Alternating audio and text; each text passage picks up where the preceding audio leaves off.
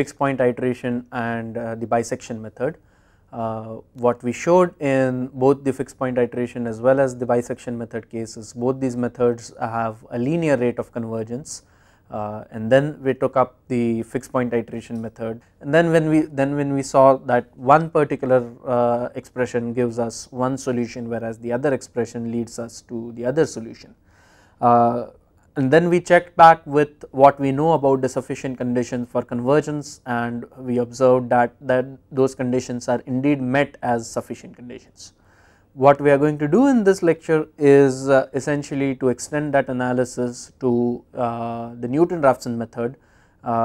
We will look at how fast or what is the rate of convergence of Newton-Raphson method, how we can derive the Newton-Raphson's method from Taylor's series expansion, and then we will again go back to Microsoft Excel in order to demonstrate how the Newton-Raphson's method works. Okay. So let us start with Newton-Raphson's.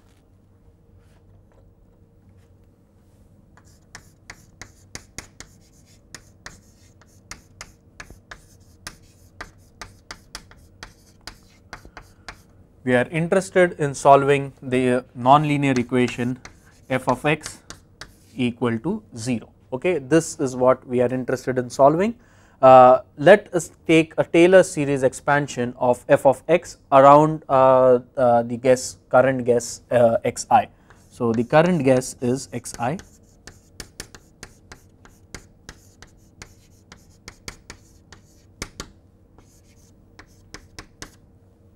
Okay.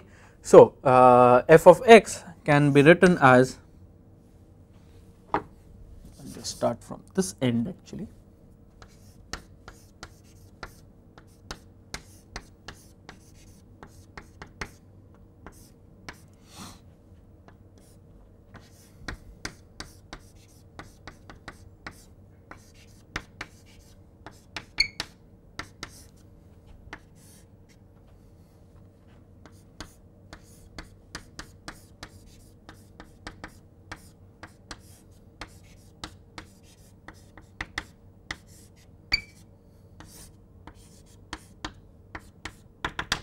Okay. So f of x can be written as f of xi plus f dash multiplied by x minus xi plus f double dash multiplied by x minus xi squared by 2 factorial plus f triple dash x minus xi cube by 3 factorial, so on and so forth. It is an infinite series that we are going to look at. Okay. So what this particular expression, what we are going to do is, let us say that our xi is very close to the true solution x. If it is very close to true solution x, then this error x minus xi is very small. If that error is very small, we can then neglect the higher order terms compared to the first order and the 0th order term. So what we will say is that at x equal to xi, or sorry, at x equal to xi plus 1, f of x equal to 0. So we will make that particular assumption in order to get xi plus 1. Again, f of xi is not, xi plus 1 is not exactly going to be equal to 0. Why it is not exactly going to be equal to 0 is because we have indeed thrown away these higher order terms. So at x equal to xi plus 1, if fx equal to 0 means we substitute this guy equal to 0 and this equal to xi plus 1, and then discard all the terms in that infinite series expression. When we do that, we will essentially get 0 equal to f of xi plus f dash of xi multiplied by delta xi plus 1. Okay, delta xi plus 1 is nothing but xi plus 1 minus xi. Okay, and when we rearrange that, we will get delta xi plus 1 equal to negative f of xi divided by f dash of xi. Okay, or we can write this as xi plus 1 equal to xi minus f of xi divided by f dash of xi. Okay. So, this is essentially our Newton-Raphson's method.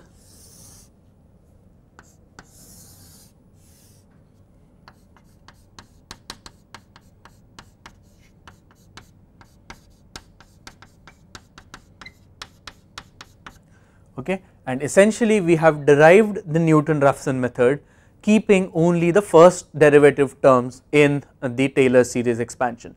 Okay. So, f dash of xi essentially represents the tangent at that point, and that was the geometric interpretation that we had taken earlier when in the first lecture of this particular module is when we talked about a general curve and trying to use the Newton-Raphson's method for this particular point on the curve. What we said was essentially what Newton-Raphson's method amounts to is drawing a tangent and finding out where that tangent intersects the x axis.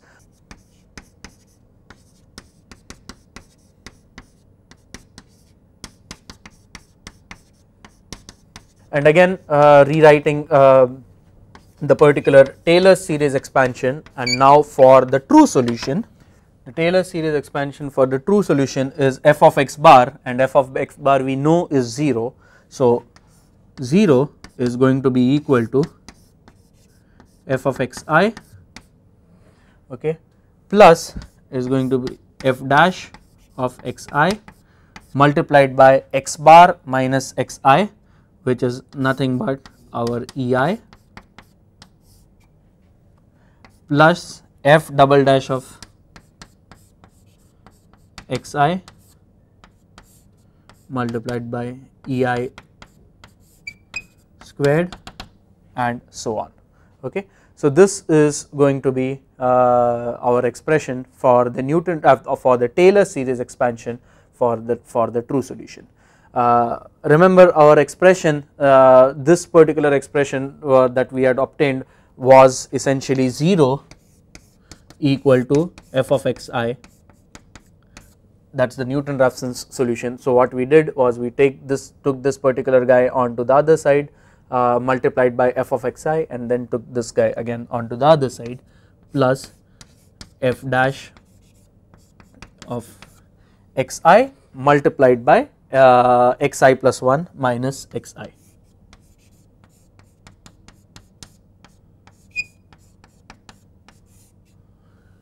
Okay. So, this is the Taylor series expansion, this is the Newton-Raphson.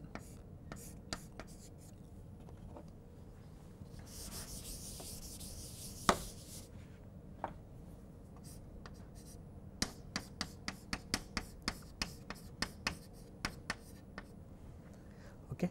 Now, what we are going to do is essentially realize that this guy, this particular difference can be written as the difference between the error. What I mean by that is the Newton-Raphson's equation, we are going to write that as 0 equal to f of xi plus f dash of xi multiplied by xi plus 1 minus x bar minus, or so plus x bar minus xi.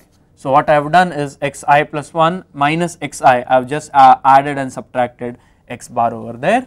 This particular term is going to be our e I plus 1 negative, and this term is going to be equal to positive ei. Okay. So, this is what we are going to get in when we substitute, and when we subtract this particular expression from the Taylor series expansion that we obtained over here, when we do that particular subtraction, what we will get is we will get, I will just write the Taylor series expansion again, equal to f of xi plus f dash of xi multiplied by ei plus f double dash of xi ei squared by 2 factorial plus higher order terms.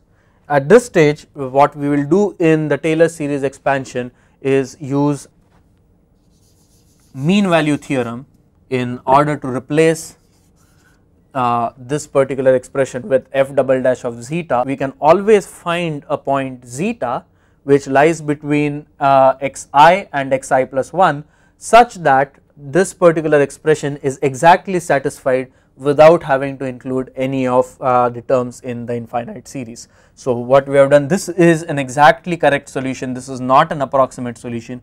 We have discarded all, we have not discarded all the infinite series terms, but we have chosen zeta such that this particular expression is valid, and you can always, by mean value theorem, you can always find this particular value zeta which is guaranteed to lie between xi and xi plus 1. Okay. So these are the two expressions. The first one we get from the Taylor series, first one we get by manipulating the Newton-Raphson's method. The second one we have got by essentially the Taylor series expansion. We subtract these two equations and we will get, these two guys are going to get cancelled, and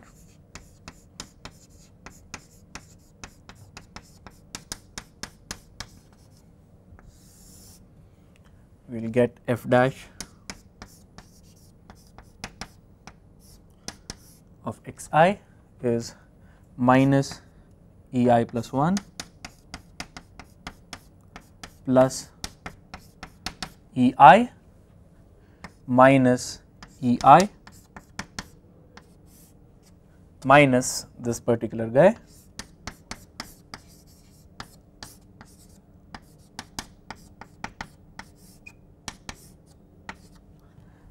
is going to be equal to 0. This gets cancelled, we take this particular expression to the left hand side and divide throughout by f dash of xi. So what we are going to get essentially over here is ei plus 1 is going to be approximately equal to minus f double dash of xi divided by 2 times f dash of xi multiplied by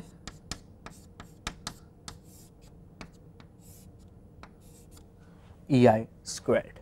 Okay. Why I have written this as an approximate sign is because we have instead of using the value zeta, we have used the value of xi under the assumption that xi and xi plus 1 do not change significantly. Okay. So what we see is the error at the I plus 1th iteration depends on, has a square root dependence on the error in the ith iteration, and that what that essentially means is that we have a quadratic rate of dependence. Okay. Recall what we said in the previous lecture is, what we had said is our ei plus 1 can be written as alpha multiplied by ei to the power eta.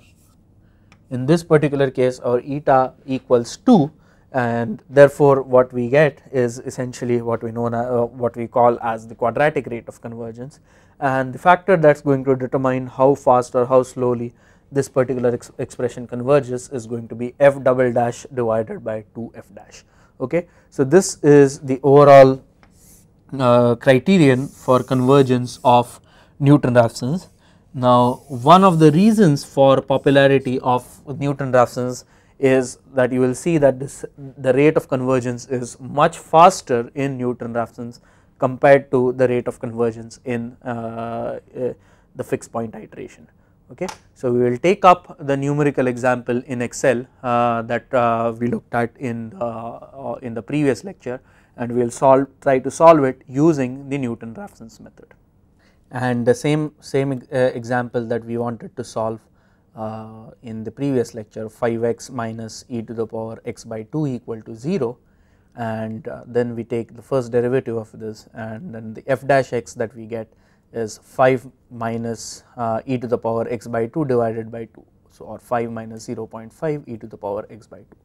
Okay. So, the first step is the iteration number, and this is what I have been doing since the previous lecture. We will x1, let us start with some arbitrary value, let us say 0.3.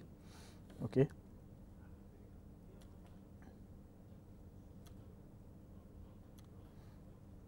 Okay, and our f of x is going to be equal to 5 multiplied by x minus exponential of x divided by 2. Okay. That is what our f of x is going to be.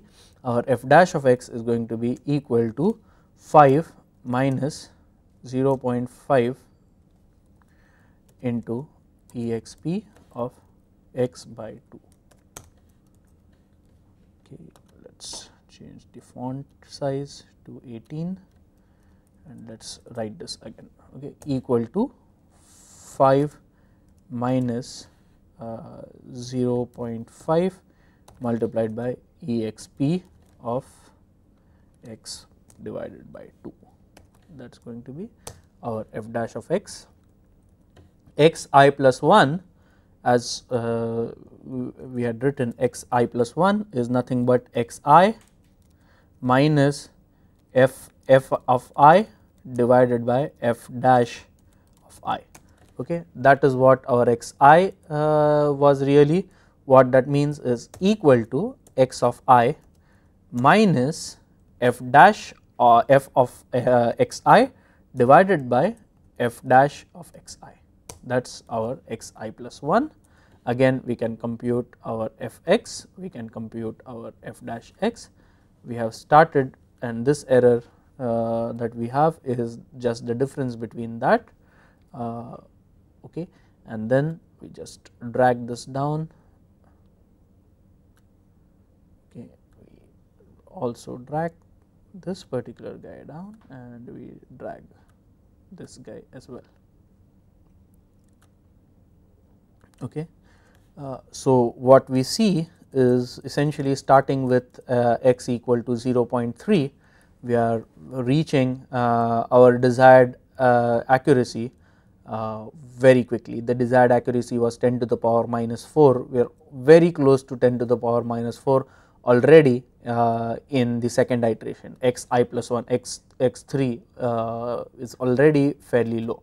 Now, if we compare it with the fixed point iteration that we did earlier, and let us do this for x equal to 0.3, this is what we did in the previous lecture. And when we look at that, essentially we see that we require 5 iterations in order to go to the desired solution, or 0.2236. 22368, and in this case it has taken much lesser number of iterations in order to go to the desired solution. Let us start with, say, another point, let us say, which is less than the first solution, and again what we find is we take essentially 3 iterations. Within 3 iterations our solution converges. Our x4 is again the desired solution. So, what we have seen is, going back essentially to this particular curve where we plotted f of x against x, when we started on this side we ended up with this particular solution. When we start in this side, again we are ending up with that same solution. Let us increase our x to x equal to 1, and what we see when x is increased to x equal to 1, still we have ended up coming at this solution 0.223367, increased from x equal to 1 to x equal to 2. Again the number of iterations that are taken in this particular case is actually more than the iterations that were required previously, but if you still see the rate of convergence, you see that from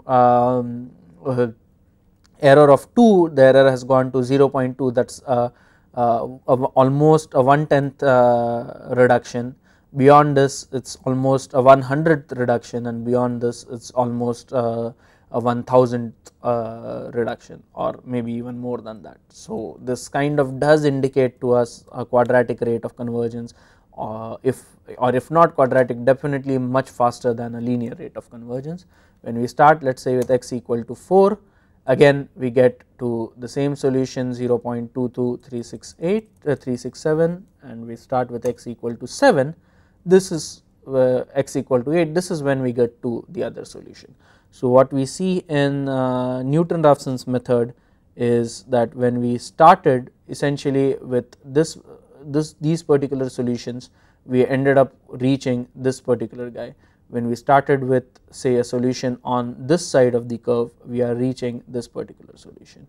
So when we start with, say, x equal to 6, we will again reach 7.1543. When we start, say, with x equal to 5, again we are reaching 7.1543 as the solution. Okay, and this is a very instructive example where we can now go ahead and plot the error that we get over here. I have just written this particular number so that just for the sake of completeness, and we will just plot these guys.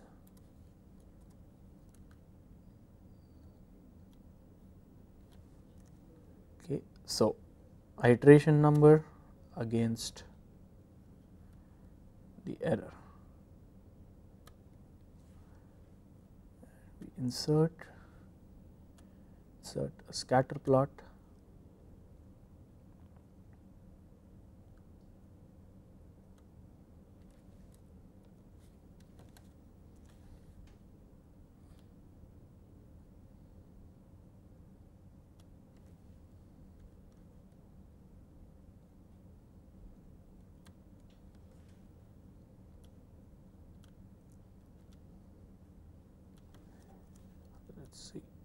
Okay, we will do this.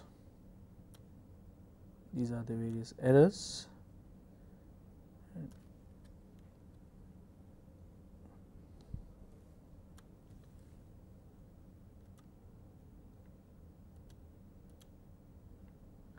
Okay, so this is the plot how the errors change with iteration, as we had done in the previous lecture.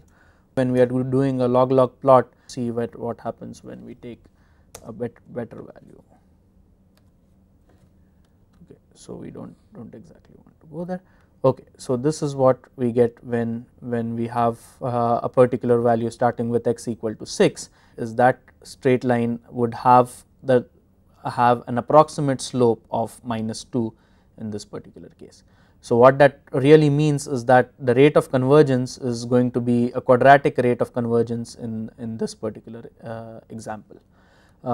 So nonetheless, when we compare the rate of convergence of this particular method with, say, the fixed point iteration method with the same initial conditions, so if we see the fixed point iteration method with initial condition of 6, it requires approximately 10 iterations in order to reach the desired accuracy of 10 to the power -4 or lesser.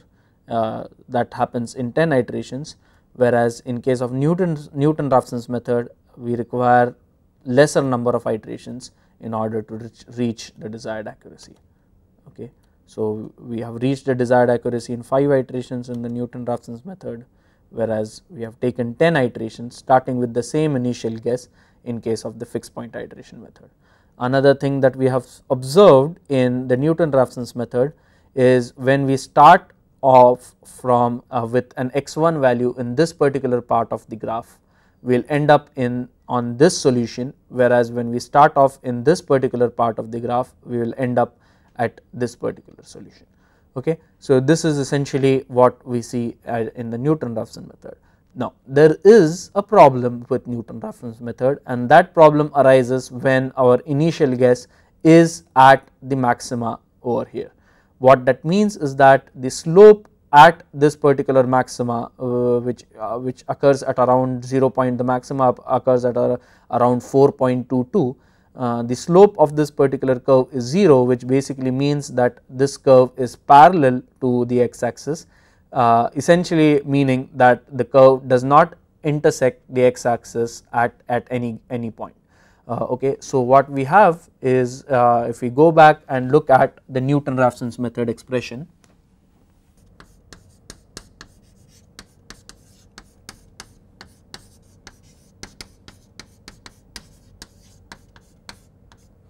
okay. So, when we derived this, we had assumed that our f dash of x not equal to 0, that is when this particular method is going to work. However, if f dash of x is indeed equal to 0,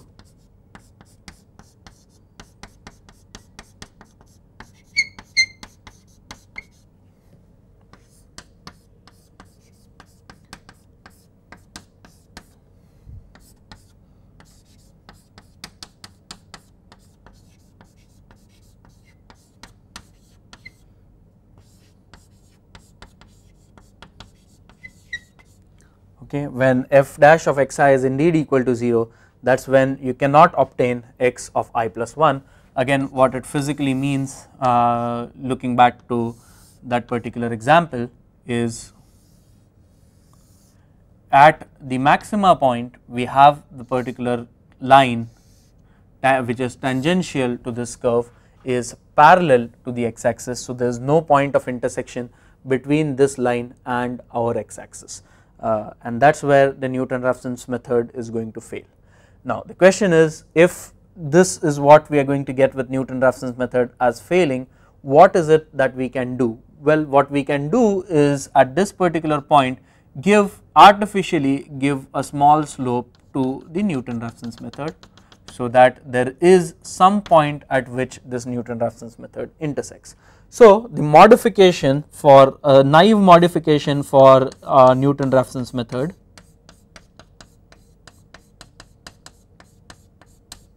or a straightforward modification for Newton-Raphson's method is that if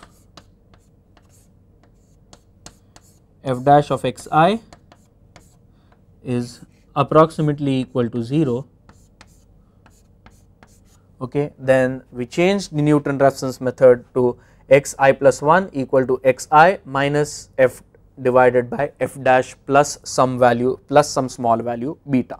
So, in that particular case we will write our xi plus 1 equal to xi minus f of xi divided by f dash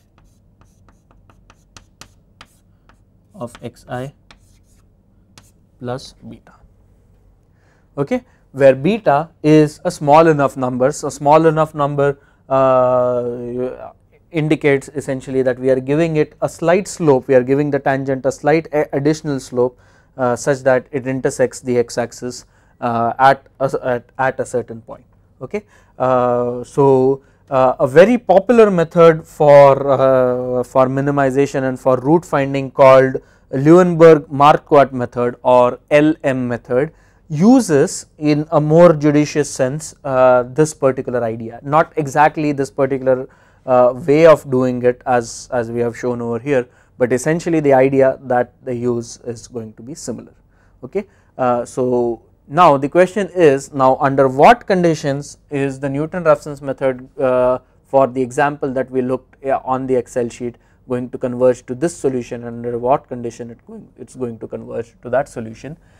So, basically in a straightforward example of this type, what we will find is when the initial guess is to the left hand side of the maxima, at that particular point the solution is going to converge to this particular, value is going to converge to this solution, and when we are on this part of the curve, the value of the solution is going to converge to this solution. For example, with a point over here, we will draw a tangent, that tangent intersects the x axis at this point.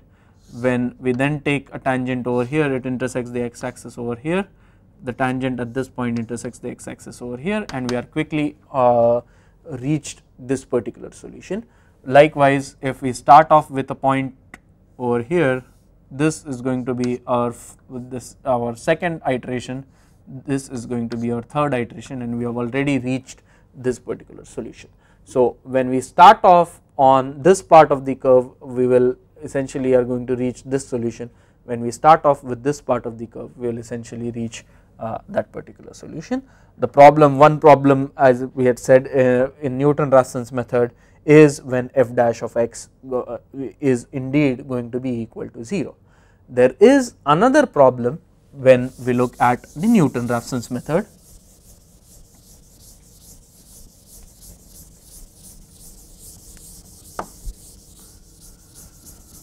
So there is another problem when we look at the Newton-Raphson's method, and that problem can be stated perhaps as follows.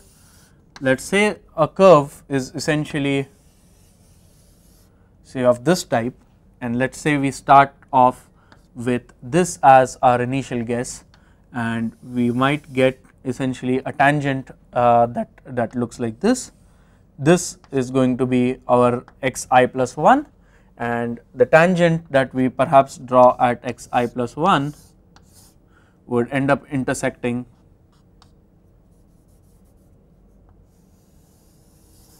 let us say somewhere over here,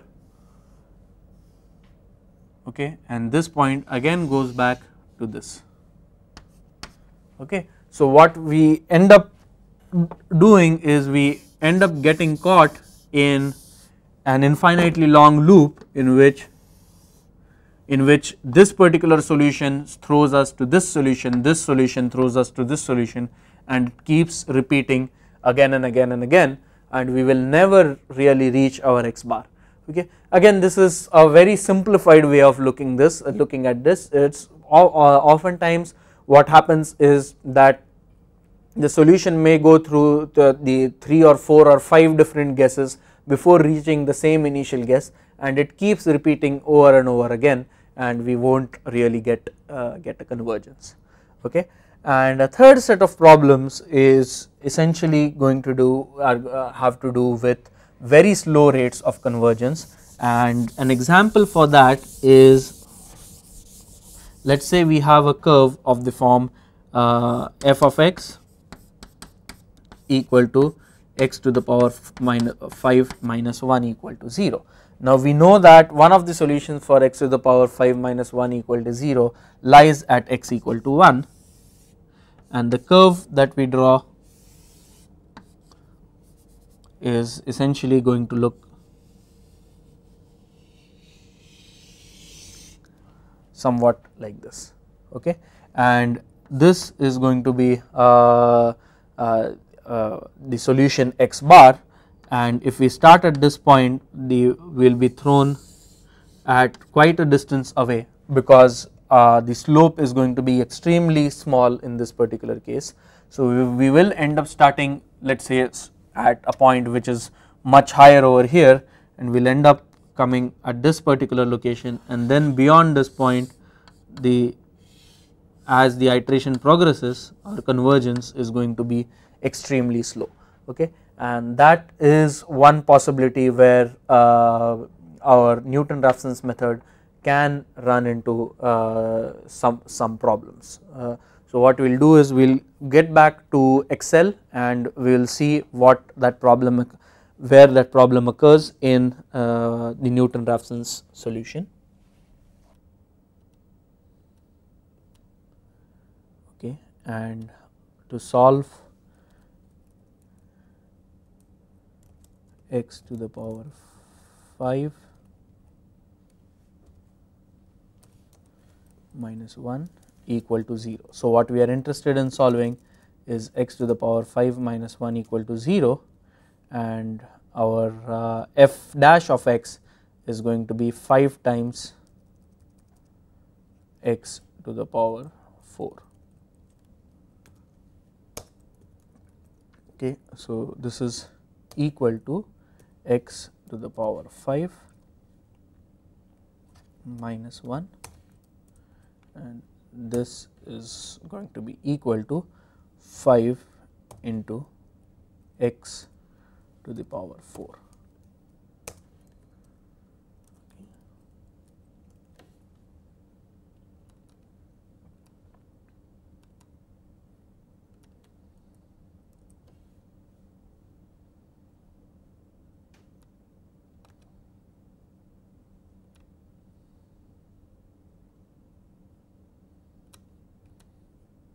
Okay. So, let us say we start with say x equal to 0.5, okay, with after x equal to 0.5 our next value goes at 3.6, from 3.6 it goes to 2.88, 2.3, 1.8, so on and so forth, and it reaches the our desired solution fairly quickly in almost 10 iterations. Let us say we start with x equal to 5 in this particular case. We have finally ended with this particular solution. Compared to the previous case, we do find that in this particular case the rate of change of error is comparatively fairly slower than what we had seen in the previous example, and we take much longer time in order to converge. Now, if we were go to x to the from x to the power 5 minus 1, if we go to x to the power say 10 minus 1, in which case our f dash is going to be 9 times x to the power 9. Okay. In that particular case, we are going to find that the overall convergence is going to slow down even further. So, we make those changes, and over here we have 9 into x to the power 9.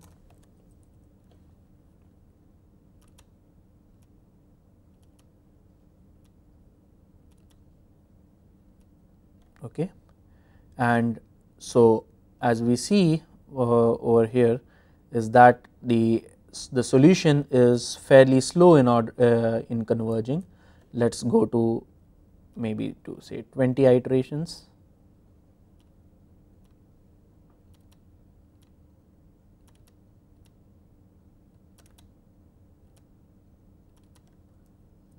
Okay.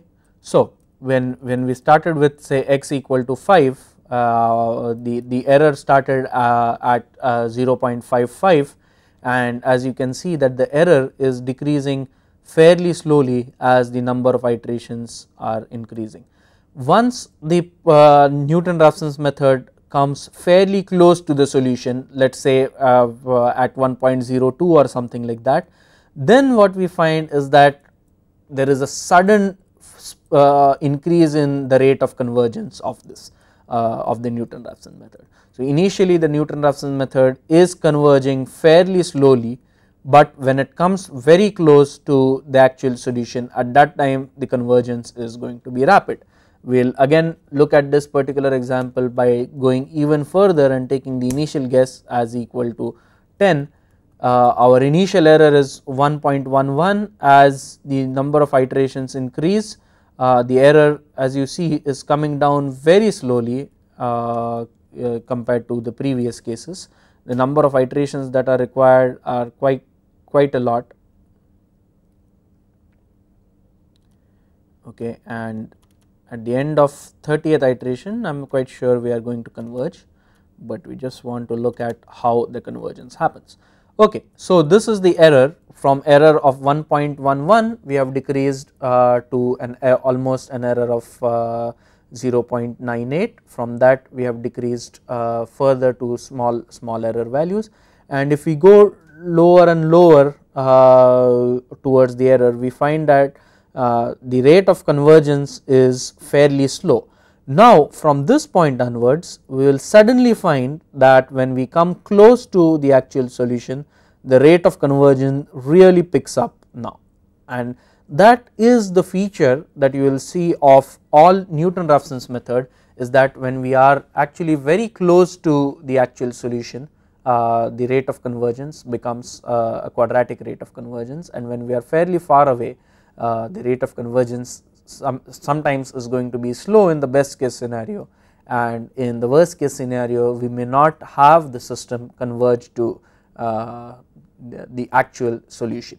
Okay. So, this is what we observe in Newton-Raphson's method of in a single variable. So, what we are going to do next essentially is to look at multivariable case. We'll essentially cover how to extend the Newton-Raphson's method and the fixed point iteration method to a general multivariable case, We will then take up an example of that multivariable case, and then we will finish off with the nonlinear equation solving part of our lecture of our module. Okay, thank you.